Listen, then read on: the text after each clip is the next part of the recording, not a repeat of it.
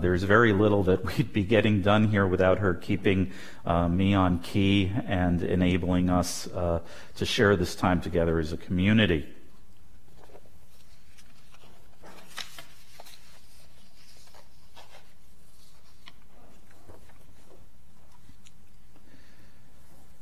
So let's take a deep breath.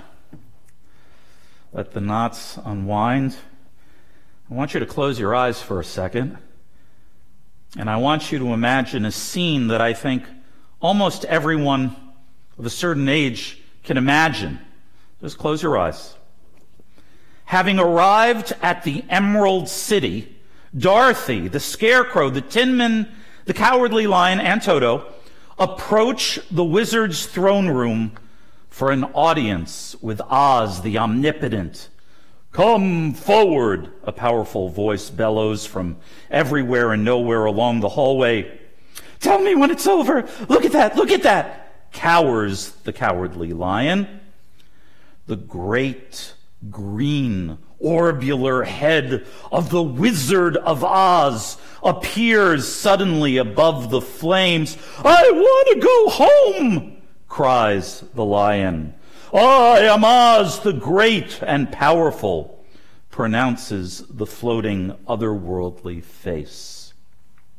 What would you, what would I give to behold, to look upon, to see not the face of Oz, but the face of God? In this Shabbat special Torah selection, we turn back to the book of Exodus, to a moment of desperation in the middle of a journey, not unlike Dorothy and her companions, and I would argue not unlike our own. The Israelites have fashioned and worshipped a golden calf. Moses descends from his conference with God atop Mount Sinai, and in a moment of unrestrained rage, Moses smashes the 2 tablets of the law that we sang about at our Seder's Shnei Luchot HaBrit. The Israelites are, of course, then punished with, yes, you guessed it, a plague. God now tells Moses an angel will lead the Israelites forward on the remainder of their journey to the Promised Land. Moses, however, reminds God that that is not what he had signed up for. "No angel," says Moses, "God, God's self. Otherwise, just leave us be here." And then comes the moment. Moses says to God, "Let me see what you actually look like. I want to see your face. No burning bushes, no swirling clouds, no more pillars of fire. You, O God, in all your glory, your kavod, your manifest presence, I want to see what you look like." As we read in Exodus tomorrow during Havurah, Moses said, "Oh, let me behold your presence." And God answered, "I will make all my goodness pass before you, and I will proclaim before you the name eternal and the grace that I grant and the compassion that I show." But God continues, "You cannot see my face, for a human being cannot see me and live." The Eternal said, "There is a place near me. Station yourself on the rock, and as my presence passes by, I will put you in a cleft on the rock and shield you with my hand until I have passed by. Then I will take my hand away, and you will see my back, but my face cannot be seen." God's back. It will have to suffice. Even just seeing God's proverbial backside transforms Moses and his own human visage. For now we read that Moses' own face is literally glowing. Moses' face emits a halo. As the Torah describes, beams of light radiate off of his face, Translators often chose the term, the literal Hebrew, karnei, horns, lacking a better sense of the imagery of Moses' shining visage. But what was up with Moses asking to see God's face in the first place? How is that going to solve anything? They'd been talking on the phone, as it were, in conference call for years. Now, any mother can tell you that from the moment of birth, infants love staring at faces. Psychological studies have shown that babies even less than an hour old tend to stare at face-like images longer than any other pattern. Our brains are hardwired for seeking out other faces. At as early as 4 months, babies' brains already process faces at nearly adult levels, long before other images are recognizable or comprehensible to the infant. And that's why a crying infant is comforted at the sight of a parent walking into their room, and that's why human babies also cry when we walk out of their rooms. Moses was having a bad day, and he just wanted to see God. Under all that adult maturity, there is still sometimes when we are alone, a deep-seated fear of a parent leaving the room, of abandonment.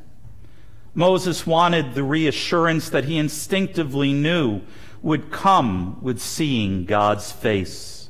For to look upon the face of another is not simple literalism. It's also a powerful spiritual metaphor. And it's not nearly enough, to just simply hear a disembodied voice, nor does it satisfy our needs to see a single captured moment, however beautiful, in the frozen image of a photograph. And as close as a film or video might bring us, it's never quite the same as when one face encounters another face in living response, in real time. Our ancestor Jacob already taught us this lesson back in the book of Genesis, when, after many decades apart, he re-encounters his brother Esau. Jacob says to his brother, "For to see your face is like seeing the face of God, and you have received me favorably. So it is for every one of us blessed with the gift of sight, to be able to look upon the face of another is in some manner each and every time to behold the face of God, the face of hope." And that is what Moses is looking for in asking to see the unseeable, in asking to see God's face. Moses is asking for hope. One of the myriad of names we have for God in Hebrew, Mikveh Yisrael, O hope of Israel. And that is what we in the Jewish community, we in New York City, we in the world are so desperately seeking at this season. A springtime of renewal, restoration, liberation, and hope. Like Moses and the Israelites, we are striving against despair. And like Moses, even if we cannot see our loved ones in the exact manner we wish, we still have the ability to make do for this moment with what I'll call the technological equivalent of a divine backside, whether it's via FaceTime or Skype or Zoom or free conference or Google Hangouts or Cisco WebEx meetings. However we do it, we can. We will meet again. We will gather together again, in person, here, in this sanctuary. But in the meantime, we cannot give in to despair. We must continue to seek each other out especially now that we are physically separated and must remain so, we must still reach out to see one another to the best of our ability and means. We must resist that temptation to give in to despair. We must choose hope. We must seek out each other's faces, for in each face is the face of God. In Psalm 27, we read these verses. Hear me, O God, when I cry aloud. Have mercy on me and answer me. For to you my heart says, seek my face. O God, I seek your face. Do not hide your face from me.